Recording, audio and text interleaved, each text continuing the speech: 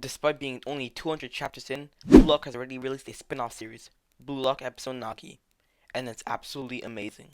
There's actually a bit to talk about, but the gist of it is that on June 9th, 2022, BlueLock released a spin-off series, BlueLock episode Nagi, which is BlueLock from the perspective of the lazy genius Seishiro Nagi.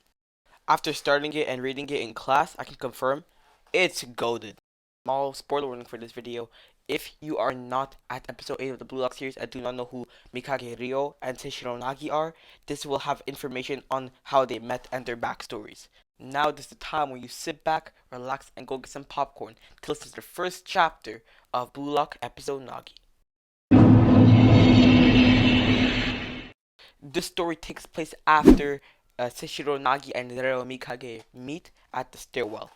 Ryo Mikage, a son of a billionaire and has his life way too easy, gets bored of it and wants to accomplish something on his own by his own hard work and desire. A treasure, if you will.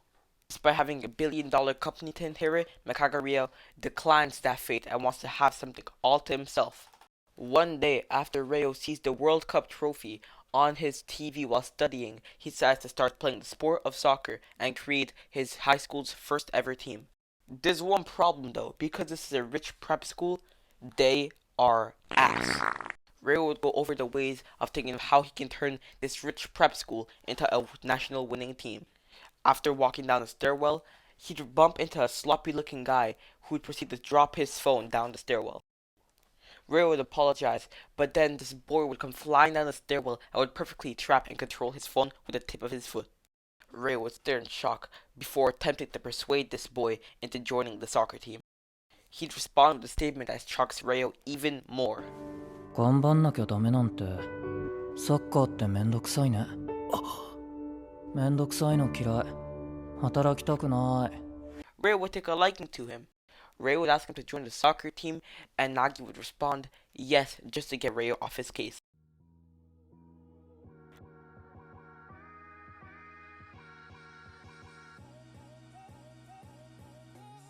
This spin-off officially starts with Nagi waking up by the sound of his alarm. Nagi would say hello to his pet cactus Choki before it spiked him. I bet he started playing video games before complaining about everything being a hassle. Nagi would leave his place to go to school before getting chased down and parked inside by a limousine. Ryo would come at the car saying that he came to pick up Nagi. There'd be more conversation in this limo, with Ryo eventually saying that Nagi and him would win the World Cup and that would be his dream. Ryo would deny having study sessions with the girls just to go play soccer with Nagi. They'd stare in disgust and wonder why Ryo was so obsessed with such a sloppy guy. Nagi would envy Ryo for having such an easy life, as Ryo would respond that that's exactly his problem. Ryo would say that he wants to carve his own path with his own hands to live a comfortable life, and that's why his dream is to win the World Cup. Acknowledging his chance, Nagi would book at the class, seeing that he could escape Ryo at last. Ryo would walk around school asking people if they've seen Nagi, and they'd all respond with the same thing. Oh, that weird guy? I don't know what's up with him. He sleeps almost through the whole class. After observing this for himself and seeing Nagi sleep through the whole class and eating in secret, Ryo would realize this guy has no motivation at all. Ryo would conclude his investigation with asking himself, what type of creature is Seishiro Nagi? After Ryo would throw a ball at Nagi's head and have some more banter about his dream and of how talented Nagi is, he'd finally accept the goal and join the football club. The football club that Ryo managed to put together in one day would greet him as their captain.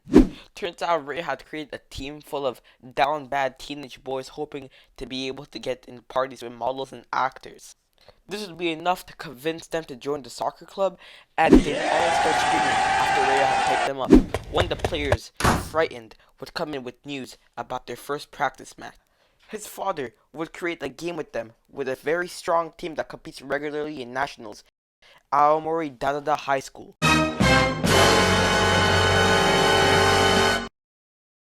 With a message, if you're my son, it's only natural for you to win, right, Ryo? Ryo would get hyped up, and we'd see at how dedicated Ryo was to learning, training, and practicing soccer. We'd then get a cool panel of Ryo saying, Nagi, grant me your talent. After a few days of preparation, we'd see Aomori Soccer Club enter the pitch. Aomori's main striker, Nameoka, would proceed to talk shit to Ryo, calling his team a bunch of weaklings. Ryo would clap back, saying shut up, You guys are the naive ones, you soccer meatheads. After Ryo would insult Aomori, he said you guys still don't know who the real genius is. Aomori's team would proceed to laugh and start clowning Ryo, thinking that their team is full of geniuses. Ryo would say, "Try, dumbass. By the way, the genius isn't me. It's us," referring to him and Nagi. Just like that, the game between Hakuho and Aomori would commence.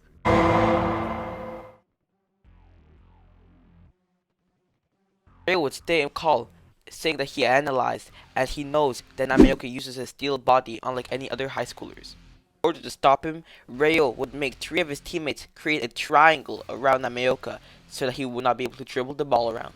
Nameoka would pass it to the winger for a 1-2, shattering the protected triangle. Nameoka would laugh at their weak attempt to try to stop them, as he'd continue to pass it to his wingers, who would keep on slicing through the defense. Just then, Ryo would come flying out of nowhere and be able to steal the ball. Nameoka would stay in shock, wondering if Ryo actually aimed for this or if it was just pure luck, even though Ryo had said that he had planned it all along. He'd realize that Ryo actually analyzed this far into the game and would know that they'd pass the ball back to him, as Ryo would use the space in the center to slice through the defense. Ryo and his teammates would start passing between each other in a triangular formation. Nameoka would scream insults at his teammates, telling him to go stop Ryo and to sandwich him.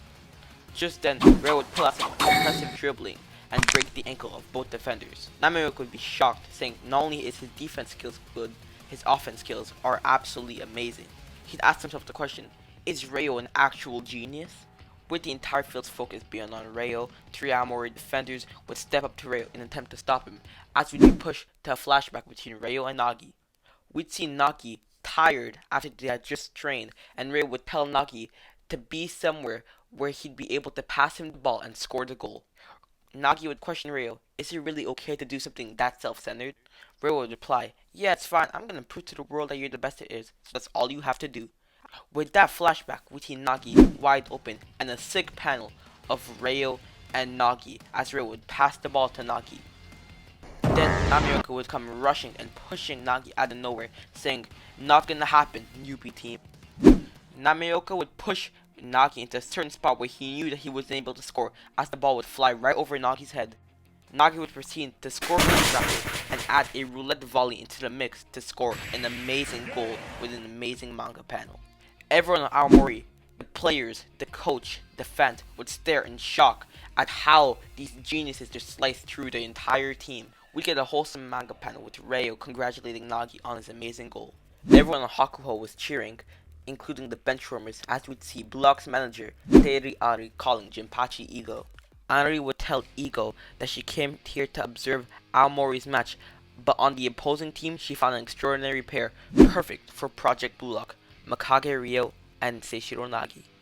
We'd get another celebration scene with the entire team now lifting up Nagi as he'd get his nickname, the Genius. We'd then get a split panel seeing Isuki, Kunigami, Shigiri, and Sentetsu getting their invitation to Project BlueLock as well.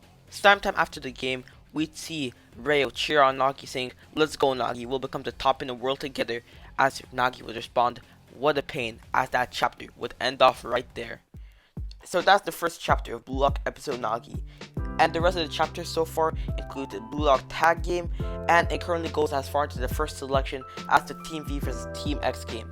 I'm still reading through BlueLock episode Nagi, but I'm pretty sure these chapters come out monthly, and so far, many love this mini-series just as much as the original, and it confirms the suspicion that if Isuki wasn't the MC of BlueLock, Nagi would be. This is my first video that's in this type of style, so I'd really appreciate it if you guys can like or subscribe, or even just comment anything about the video that I can do better. But I really want to do more BlueLock videos like this, and maybe even describe the Bastard Munchen versus Manshine City game, or Isuki just absolutely crushing Kaiser in the end. Honestly, that game was straight up crazy. I'd say that's my favorite game other than the BlueLock 11 versus Japan U20 game. I'd like to thank you guys for watching, because obviously you guys know I have not been the most consistent when it comes to videos. But thanks for watching, stay happy and healthy, and I will see you next time.